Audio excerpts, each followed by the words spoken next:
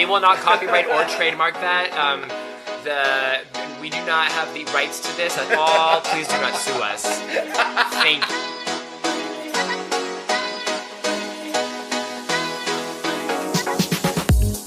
Hi, and welcome to These Unprecedented Gays, a new podcast starring Paul Smith and Joe Granelli. Follow us at tugayspod on Instagram. New episodes every Friday. We hope you enjoy.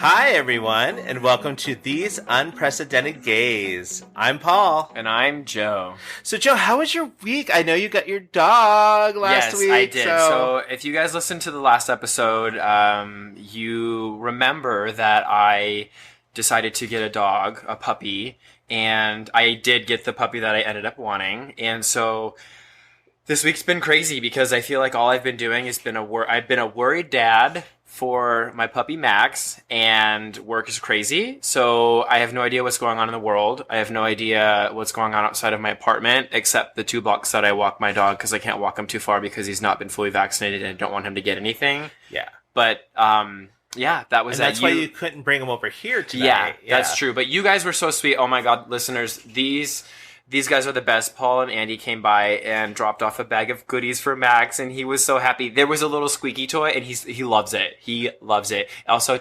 250 poop bags. Never knew I needed it, but I'm glad I got it. But you will use them. Yeah. But that's basically been my week. I think other than having a new animal and trying to get acclimated to that, it's almost like I don't know what it's like to have a child, but I assume it's the same thing. Well, and plus you can't take him out. You couldn't bring him over here tonight. No. Because he's probably whining at home right now. But he's okay. I'm crate training him. He's getting used to it. I think he's going to be a smart dog, so we're okay. Okay, because I know that some people have fears about bringing their dog to other people's houses. Yeah. Especially when there's another dog in the house. Oh, no. Cooper and Max are going to be best friends. Yeah. Max Attack, Maxie Boy, all of it. Well, we have friends, and we went out to dinner last night, and went to their house, and they have a dog, and our dog gets along with theirs. Their dog is named Remy. Aww. And we get there, and not even 5 minutes into it, me and Andy are yelling at Cooper. We're like, no! Because he's sniffing around a couch and goes and pees on the side of their couch. Well, I read, and I feel like I'm a researcher now for dog behavior and obedience because I don't know anything. I've never been a dog trainer or anything in my adult life. We had dogs as kids. But apparently you can have a house-trained puppy and a house-trained dog, and then if you put them in a new environment, it's kind of like, sorry about it. Right. And then they just go and do their own thing. So it's not uncommon. But also, our friend was on the ready. Put him outside. We're going to do this. Let me go grab the vacuum. I got this. I got the brush. And I'm like, all right. Oh, okay, girl. So I'm just going to sit here. Common occurrence. Yeah. Well, maybe it wasn't Cooper. Maybe it was her. If she's so quick to the draw to get the woolite out, to get the Bissell instructions and all that kind of stuff, and take the vacuum cleaner and get Stanley Steamer out because you got her on speed dial, maybe it's not Cooper. I'm like, do you want to use some of my LaCroix water to help get that out? It's fizzy. So I feel like the fizz might help the carbonation? Yeah, maybe. I don't know. I'm not a scientist. So we went over to our friend's house last night for dinner, and we did not know. Well, at least we forgot when we made these plans that the debate was happening. So we had it on for maybe 10 minutes, and then just started playing Sorry because we just couldn't. Wait, Sorry was the game, or you were sorry that you were watching the debate? Both. Okay. Yeah, I mean, same. Because I think that was the sentiment felt across America. I love one of the CNN people were like, it's a hot mess inside a dumpster fire, inside of something else. And I'm just like, that's exactly it. Just wrapped up in a poop bag out of the 250 that I gave you. And I have those poop bags for you, America. But I watched a little bit of it, and I just was like, okay. I mean, with that being said, people have to get out and vote. Yes, that's 100%. the most important thing. If you don't know if you're registered, please check to make sure you're registered. If you're going to do mail-in ballot, please make sure it gets out there by October 20th is the best time for you to do it. Get it out early, get it done. So just please go out and vote. Yeah, make your voice heard. And I actually had no idea if I was registered because I moved, and the first thing I did was I changed my voting registration and I changed my DMV whatever address or something, and I hadn't gotten a notification that I got like a confirmation, and I was like, oh my god, I need this.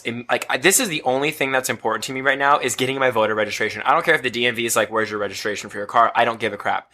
And then I got 3 separate notices. One was you didn't fill out your registration correctly. The other one was here's your confirmation. And then it was like a packet to register. And I'm like, how is this so difficult? And then I'm like, well, wait a minute. I can just go online. So if you're not sure of your voter status or registration, where you're registered, you can go on. I don't know the website, but I Googled it. I'm like, where am I registered voting in California? I think it's like something registering voting.com at America or something. And yeah. Please don't take his word for it. Please do your own research. Do a quick Google search. It was a California, like voter.california.gov or something. Yeah. I'm making that up, but it was something like that. And it was so quick. I put in my name, I think my social security or something. And it was like, hey, you're registered. I'm like, thank you. So what was your social security number? I'm glad you asked. It was 867-5309. Yes, that is the No, one. wait, that's 8 numbers. I need 91. So that's it. Yes. So not only the presidential debate was last night, but we also this week we've been seeing the fires rage up again in Northern California around Napa and wine country, and it is even worse than the last time because it's even closer to properties, and Calistoga got got evacuated, and the 3 fires converged into one. Right. It's like the end of a video game where it's like, oh, here's a boss. Oh, now it's going to merge with this boss. And now you have the boss of bosses. And it's like, this is crazy. I can't believe that this is happening. But I think they're getting on containing. So we record this, a couple of weeks in advance. Yeah. So it'll be late when you guys hear this, but just we'll remind you of what happened. It's kind of like a time capsule. Right. So hopefully by then the fires are out, or at least somewhat contained. That's what we hope. We're sending our best vibes. One of the big things was one of the 3 Michelin star restaurants in Napa burned down, which is the restaurant at Meadowood.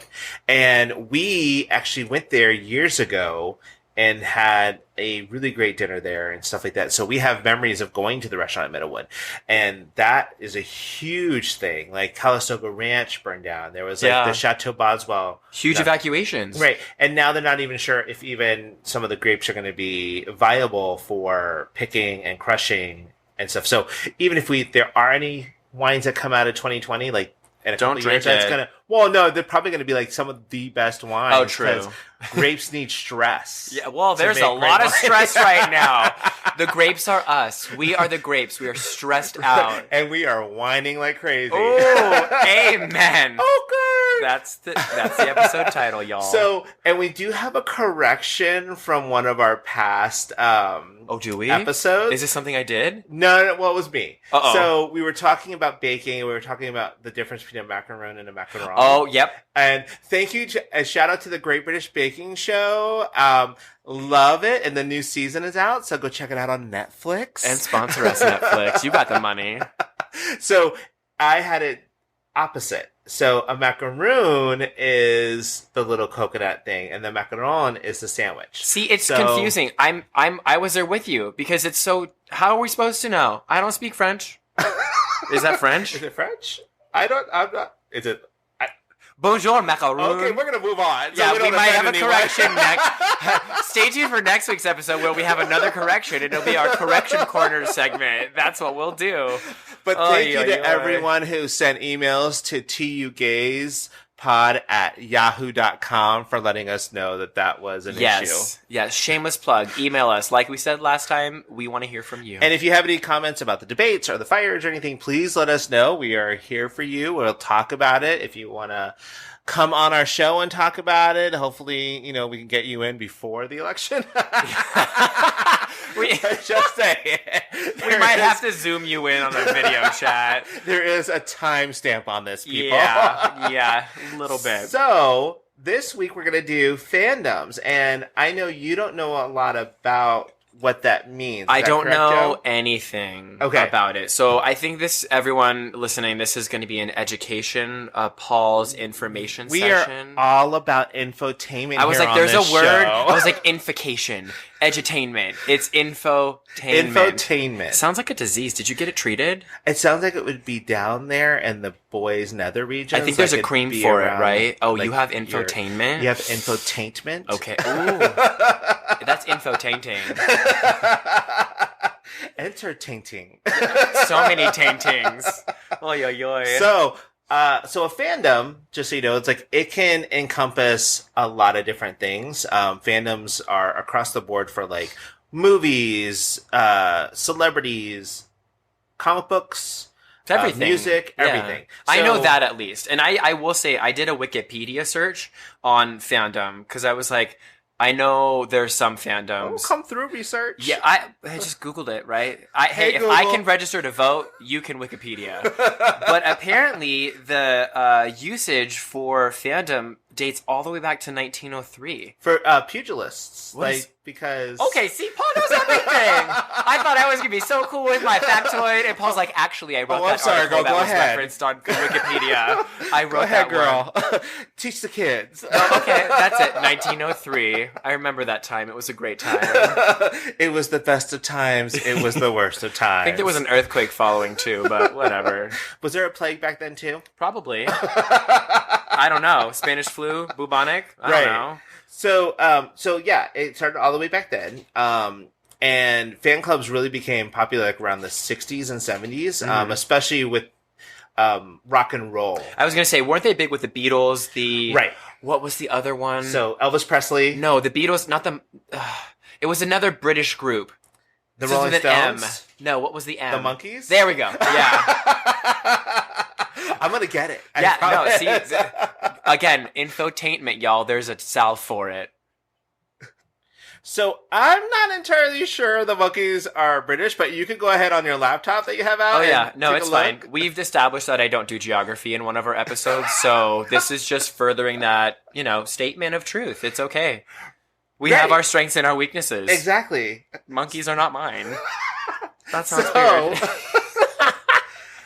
So yeah, but it was very much about the Beatles, the Monkees, Elvis Presley. All of these things started coming out, and people were creating fan clubs, and some of them were authorized, some of them were not authorized. If it was authorized, that means that the artist knew about it and kind of condoned it.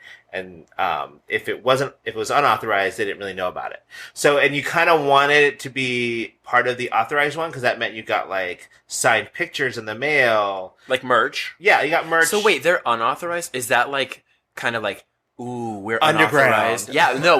Were there problems that arose from that? I'm not entirely sure. I don't think so. Just because it was back in the day, they didn't really do a lot. Not regulated back then. I guess regulated now. Let's be real. Yeah, right. But you would pay a due, and you would get like pins, and you would get pictures and shirts and things like that, like a fan club. So you'd be a member. Fan club is. Wow. Yeah. So you have a membership, and you'd pay to become a fan club. Wow. I'm stumbling for my words today, y'all. You are a paid member of a fan club, and you get something out of it from the artist or from the person. Okay. Yeah. Huh. So, and it kind of built from there. People would try to get these clubs in schools for their favorite bands and stuff. So they have extracurricular activities and find other people that had that same interest, which is kind of like what the community of fan clubs is about. Is just like sharing that with somebody who loves something as much as you do, which is great in its idea and everything. And so now we have, out of fan clubs, we now have what they call stans. Yes. So you know what a stan is, right? So I didn't know until pretty recently, because I remember the Stan Eminem music video. Is that where it originated from? No. Okay. Well, maybe. Well, because remember that? Do you remember? Yes. You remember that video where he was a super hard fan, and his name was Stan, and it was that, I don't remember the song, but it was called Stan, and it was about this guy that was a super fan of Eminem, right? And it was like stalking him and everything. But I don't know if John sang on that song.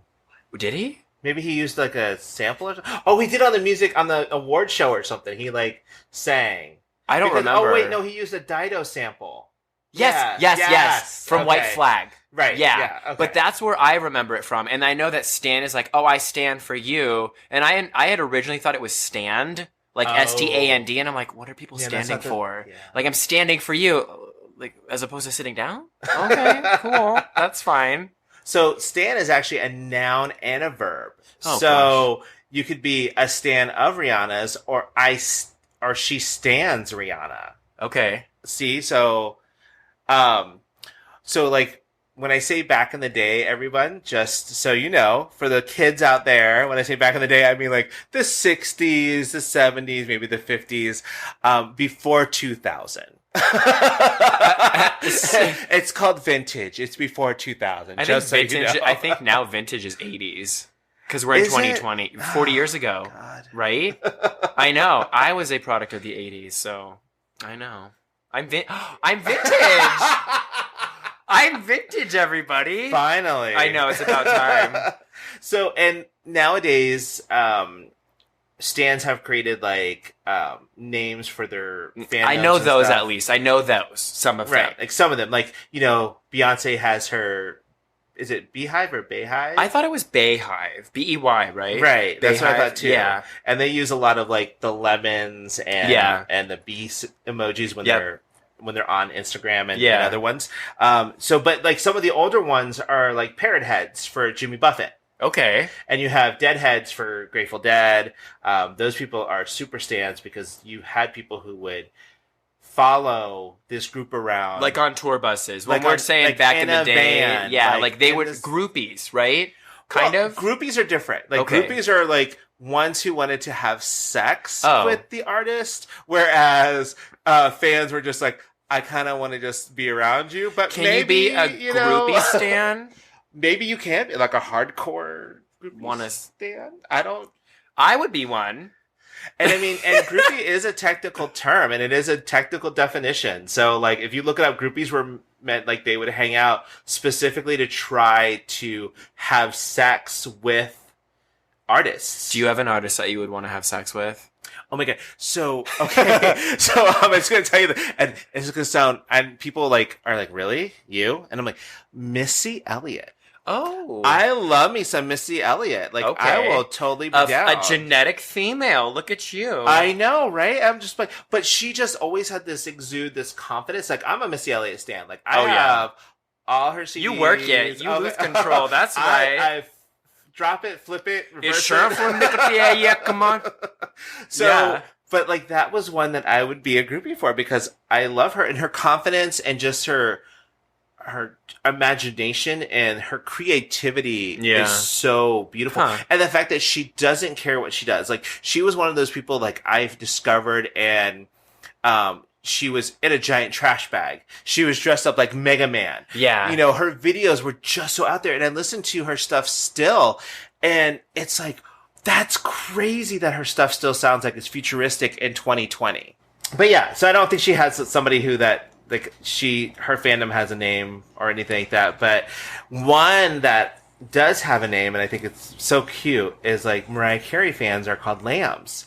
And we gentle. I know, right? And we do have a gentle soul who's a lamb. A Southern Belle, if you will. It's Andrew Davis is in the studio with us. Hi, Andrew. Hi, how are you? We're great. Thank you for being here. Thank you for having me. So how do we know you?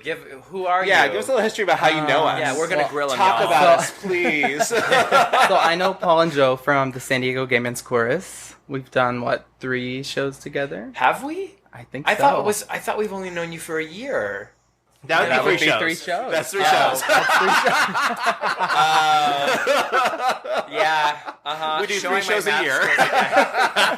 3 shows I don't know. Well, no, because you started in spring. Motown. No, you started in spring. Yeah, spring. Motown. Not last spring. Yeah, spring last before. year. No, 19. Yeah, spring of 19. Stop it! I feel like I've known you for way Forever. back when. Forever. Yeah, we're almost vintage as now. long. Almost as long as you've loved Mariah. Almost. So what? How many years? 20 years? So how long? I mean, like, when did you become a fan of Mariah? I became a fan of Mariah when I was 8 years old. So wait, let's backtrack for a little bit. So would you classify yourself as a fandom? As a member? stan? A Or stan as a fandom to Mariah? I actually had never heard the term stan until I got here today. Infotainment. I had no idea. What yeah. age were you when you found out about a stan? This day. Today years old. Very Today day. years old. Today You're like a years new old. babe. Exactly. I had no So idea. 8 years. I mean, No, I was 8 when I became a Yeah. fan. So my cousin had all these Mariah cassette tapes, and I was this little, Yes, vision of love. little 8-year-old gay boy in the hills of East Tennessee, and I would like sneak and listen to these cassette tapes, and I fell in love with, of course, first the voice, and then next the lyrics. Okay. Oh, No, because okay. she writes all of her songs. yeah. And so then, I think it was the Butterfly album had just came out. I talked my mom into taking me to Walmart to Getting get the bougie, CD. y'all. Because we are in the And- back hills of Tennessee. Because I was in the hills Paul, of Tennessee. It's not exactly. Tennessee, it's Tennessee. Tennessee. Okay. And we got there for the one album, but then I ended up talking her into letting me get all of the albums up until that point. And did she know you were gay? She had no idea. Really? So she's buying allegedly. you Mariah and she doesn't- Allegedly. Well, how many albums were out at that point? So there were. Because she popped probably in, what, 2 or maybe? I want to 3, say no, right? like 5. Oh, During the 90s, so her Oh, first she was- album, yeah. was Right. in 1990, and she was pumping a That was hit her first album out album? every single year. right, because you had No. Vision of Love and the Emotions, and Mhm, then Daydream, and then Daydream, and then Music Box, Oh, Okay. And And then- for the yeah. full I always- discography, and please then ask Butterfly. Andrew. Yeah, exactly. I always thought Music Box was a euphemism. What? I always Isn't thought that she was like talking about Her her. downstairs. I'm sorry if I ruined that for any Mariah fans out there. Any of you lambs, don't worry. It's like Maybe that. Butterfly is too. Maybe she just loves naming her albums after her Maybe. stuff. You know what? She probably will talk about that in the book. Oh, you mean the book In that the just book. came out today? Out today. Oh, Out that, today. And then did you get it on Audible so you can listen yeah. to Oh her my gosh, listen. reading the book to you So- that she wrote about her? So yes, exactly. Full on Mariah. This is my plan. So my boyfriend got me pre-ordered the hard copy of the book. Oh, he it loves came in the you, mail. girl. It came in the mail yesterday. But I Aw. also got the Audible. So my plan is to like go to the park or the beach, and I want to have my headphones in and listen to her read the book to me, but also follow along. Aw. That way you're actually reading it. I am Okay. reading, but I get to also hear her voice. Okay. I think for there's this. also like snippets of songs and things. There's, yeah. I'm loving I've this heard the narrative. Audible is going to be really good, so I want to have both. But is she releasing any new music? Or no, this Oh is yeah, just a book? she also has an album out Friday, The Rarities, which Oh. will be like B-side songs. But didn't she already put that out with the greatest hits one where she had like B-sides and remixes and So all she that? came out with the remixes was the title that you're thinking of, and it was just all remixes of songs that are already out. But the Rarities are unreleased music. Okay. Yeah, Oh, so they're like really yeah, rare. yeah. So, like, have you ever seen her in concert? They're pretty rare. Have you ever seen her in concert? Yes, like I want to How say many like times? I want to say like 6 or 7 times. Oh, that's it? Yeah. And my first concert ever was a Mariah Carey concert. And I was 19. You laid the groundwork real I saw her in quick. Tampa. Did you? Actually. Oh, in Trampa. Yeah, Yes, we Trampa. love Yeah. Trampa. That's what those of us from Florida call it. Just so you know. Oh my god. So, like, I want to live there. did your parents still not know you were gay? No. Yeah. No, they didn't. Yeah, my mom Oh, didn't. girl. I didn't come out until I was 21, and so allegedly my mom didn't know that I was gay. She was probably like, he loves women. He loves women. Look at how much he loves Especially Mariah.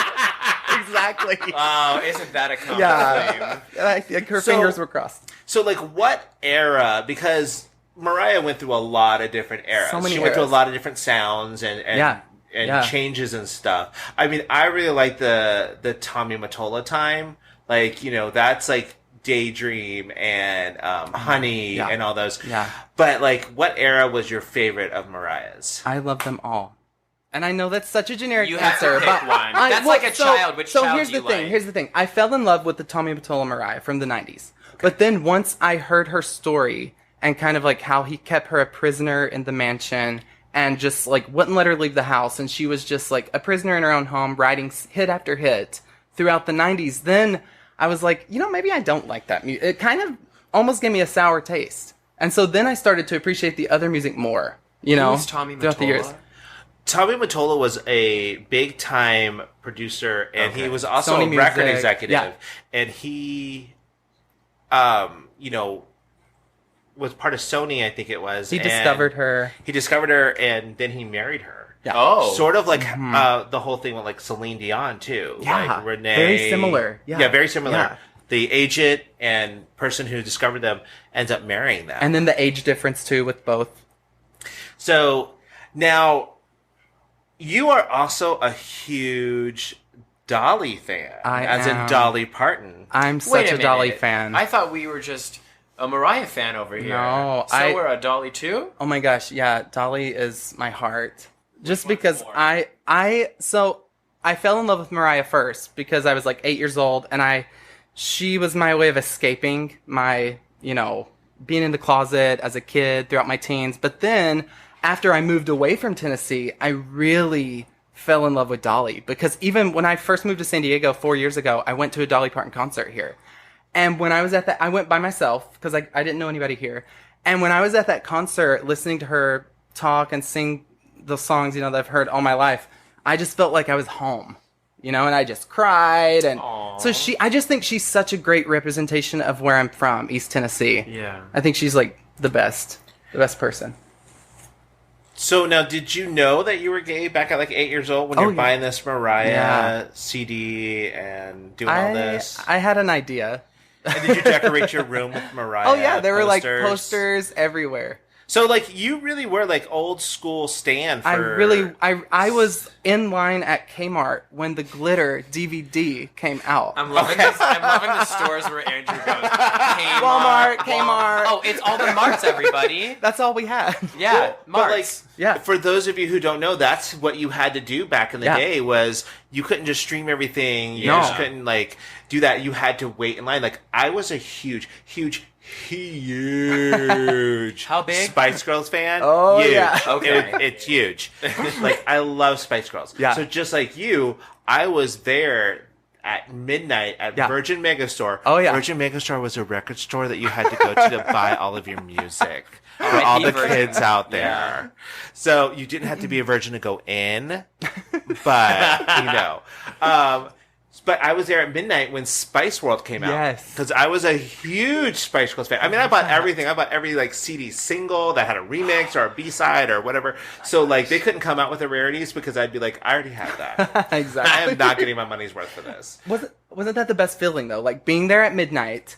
I remember one time being at Walmart, of course, at midnight, and the guy brings out the box of the CDs and like opens the box to put them on the shelf, and I'm like waiting there for him to hand me mine. Well, for me, it was like at Virgin Megastore, they had a huge display because that was like when they had the Pepsi endorsement and everything. So they had this huge display, but they had it roped off. Oh, nice. So you couldn't touch anything. Nice. And I was like waiting there because I worked at the House of Blues box office at Downtown Disney. And I just got off work. It was like 10:45. I'm like, I'm just going to go wait at Virgin Megastore for this to come out. And I just was so excited to finally get it and get to listen to it when I got home. And it was exciting. And I was like, yes, I found like these people that I love. Yeah. Like, do you remember the first time that you heard a Mariah song or a Dolly Parton song and how you felt at that time? That's the best feeling. And when I would bring home that new album, I always would get the lyric book out of the CD case, and I would memorize every song, CDs and tapes used to come with lyric books in them so that you could learn learn what the words were for your favorite songs. You didn't have to go online to find it. Or they're not on Spotify as you listen to As you listen. Yeah, behind the lyrics. Okay, I see you. But like my first time seeing the Spice Girls, because like again, they're one of the few groups that I've ever just been like still love to listen to to this day. But the first time I ever saw them was I was at home in Orlando and I was watching this channel called The Box, and it The was Music Box. Not that one. That one was really fuzzy. It was the 80s. But you would go and people would call in and request certain videos.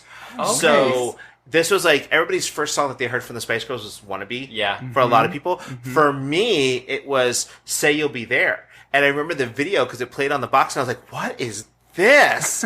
And it was like them in the desert, and it was like they were like these futuristic warriors or something, but they all had on their clothes that like kind of spoke to who they were.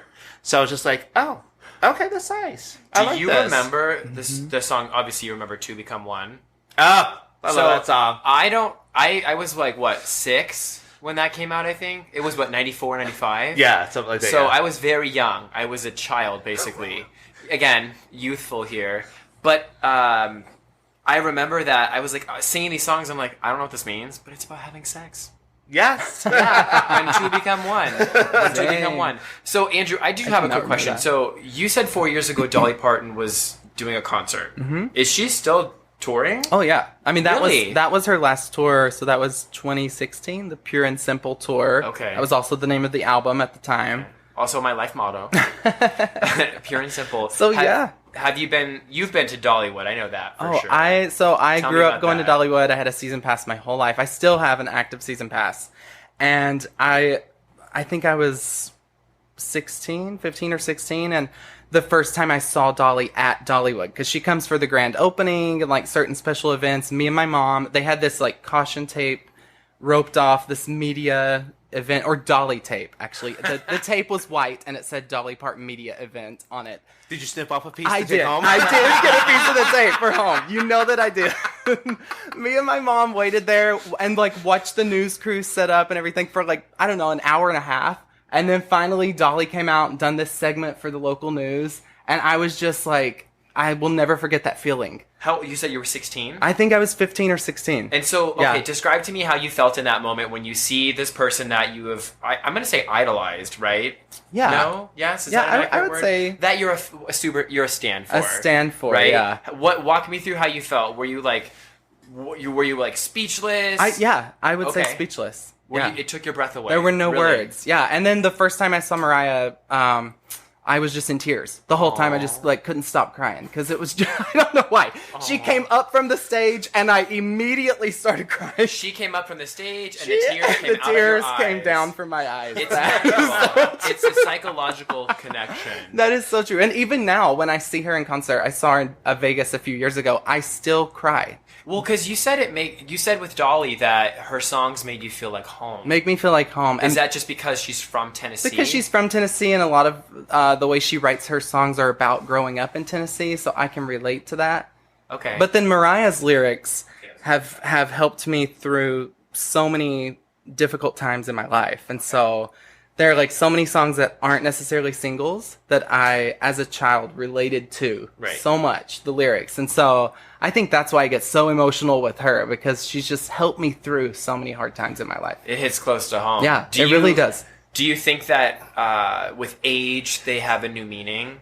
Like a song that maybe you heard as a child? I think, yeah. I like to revisit. It kind of re-evolves into something new. Exactly. I like to revisit the old albums, and then, yeah, you can find new meaning in those lyrics for sure.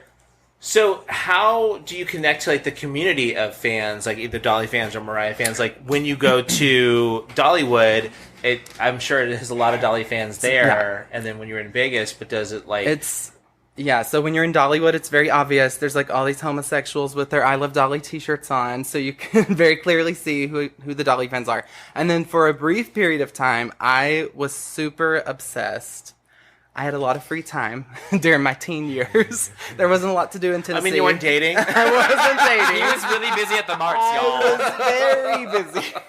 He was at Walmart, I was at Walmart, at the Quickie Mart. Walmart, Any of the marts. All the things. There's only 2 I know of. And I would literally like check the fan sites every day. There was like a fan site called dollymania.com. Oh, God. And then there was a dirty. Mariah something.com, and I got so obsessed that I would like every morning as soon as I woke up I'd have to check those websites to see if there were any new news. Did it inhibit your life? Like, did you have it? Was it to the point of being an issue where you're like, I can't do that, I have to check a website? No. I wouldn't say that. I wouldn't say it got that Did bad. you need to go to Fandom Anonymous? Anonymous, yeah. Honestly. There you go. I had to stop that. It's okay. So now you said that Dolly and Mariah were there for you for certain parts of your life and certain things that happened. Is there like a specific example that you can touch on, or? No, I mean, so Mariah's lyrics were like, of course, being different from everyone else. She grew up biracial, and she never felt like she had a place in the world. And so a lot of her lyrics kind of speak to that. And so for me, growing up in East Tennessee, I wasn't really like, anybody around me. So I sort of like related to those lyrics. Even though I wasn't biracial, I wanted to be so bad because she was. I even, like my dad was estranged, and so I asked my mom one day. I was like, "Are you sure that my dad wasn't black?" She's like, "No, I'm sure." I'm like, "Because I want to, I have this tan skin. I want to be biracial so much." It's because Mariah was biracial, and I felt you're like, tan right now, right? San Diego. So now, what is your favorite Mariah song and your favorite Dolly song? And then we'll tell you ours. Oh my goodness. So I knew you would ask, and again, it's so hard to I can't pick a one. favorite. I can't pick a Okay, favorite, Andrew. but for Mariah, one of the songs that helped me a lot was "Close My Eyes" from the Butterfly album. Wasn't a single, but the words really spoke to me. it. And then "Can't Take That Away," Mariah's theme. Okay. Yep, don't know Yeah, that that either. one was on the Rainbow album. Yeah, a lot of my favorites are not singles. Yeah, my favorite's All Yeah. I Want for Christmas Is You. Exactly, that's everyone's And I've favorite. been listening to it lately, as you may know, audience, from another episode where I discussed I love Christmas music. And on that topic, what do you think about that performance? Oh, he's making a face. Don't ask me that. That is so rude. No.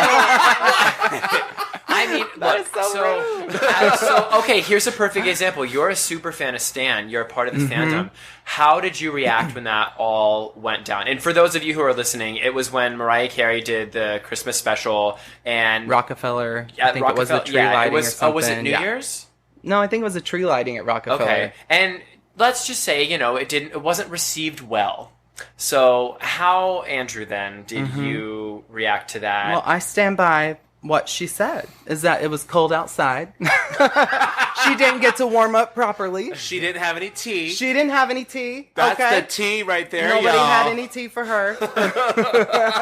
No, you know what? Like, we're all human, and we all, everyone's voice can't be perfect every single day. So it's like, if her voice isn't, album quality, you can't really judge Yeah. her for that. Well, and she's getting... And she's 50, you Right. know, Well, that's so... you guys that's a very important Yeah. point. Like, as you get older, not only do you get wrinkly, but the collagen in your vocal cords degrades too. So you change the way that you talk. science, My y'all. Lord, education.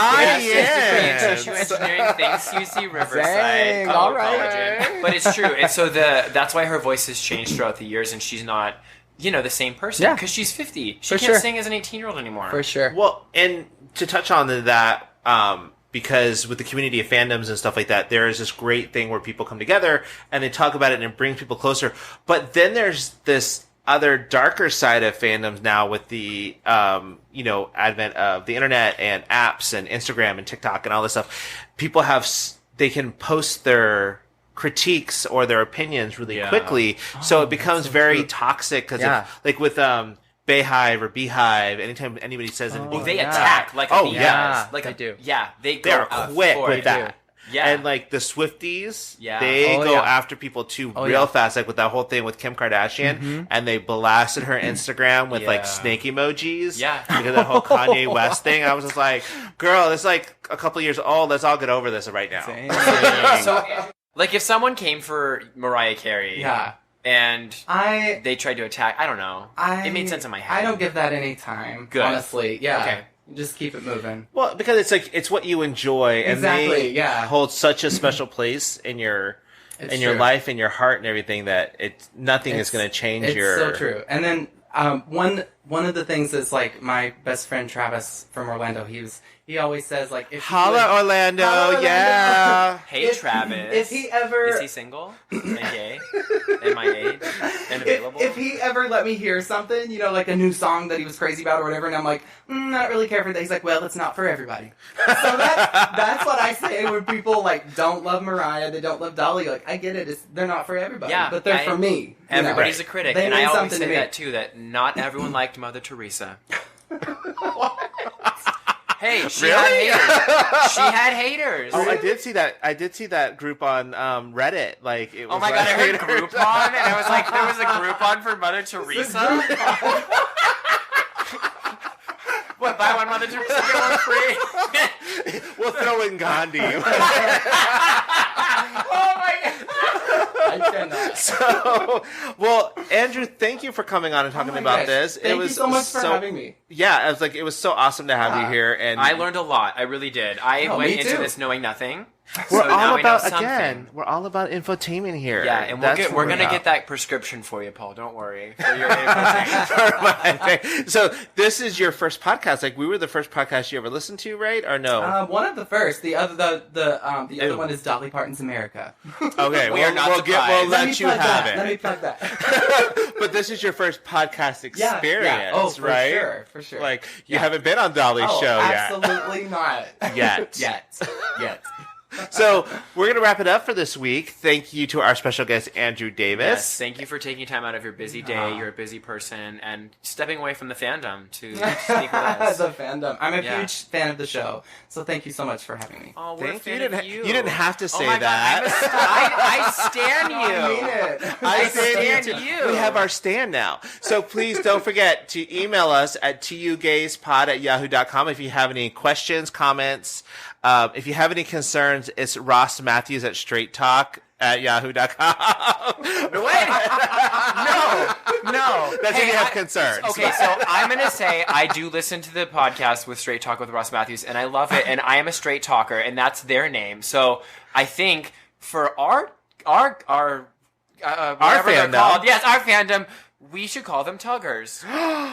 I love it. It's kind of raunchy, kind of not, but kind of like, what are you tugging on? Oh, you're tugging on some fun info. That's why. We're tugging on your earlobes. We're tugging on your brainstem. We Yeah, are tugging on that's true. everything. Tug away, kids. Tug away. But you know what? All you tuggers out there, make sure to slide into our Oh DMs my God. with any of your I feel good comments about and this. stuff. Yes, I love Oh, it. you can How tug that me rolls all off the day. tongue right there. It rolls off the tongue, a tug tongue. Oh, man. But go ahead. Jinx. Jinx, poke, you owe me a Coke. Oh, man. Okay, we'll wrap up. But when I was younger, we did, I was in Pennsylvania, and they don't call soda, they call it pop. And this is back when Surge, if you guys remember Surge, it was like an energy drink. Yeah, it was like a knockoff of Mountain Dew. Oh, but we like, would chug that like left and right. And like kids on Surge, not a good idea, but it would be Jinx, you owe me a Coke, or you owe me a Pop Surge. And that's it. That's my last tidbit for the thing. Don't forget, everybody, we're wanting to hear your really embarrassing stories if you've had a bad date. Like I said before, I've had probably 400. So I'd like to hear at least one so that I can sleep better at night. all right, guys, thank you again. Have a great And week. Thanks, Andrew. Bye. Okay, bye. Bye. Special thanks to Andrew Smith and Nick Stone for producing the show. If you like us, please follow us at tugayspod on Instagram and visit us online at tugayspod.com. You can find us anywhere you can stream podcasts. Don't forget to like, subscribe, and let us know topics you'd like to hear. And always remember, stay safe, stay classy, stay sassy, and always stay a little bit trashy. See you next week.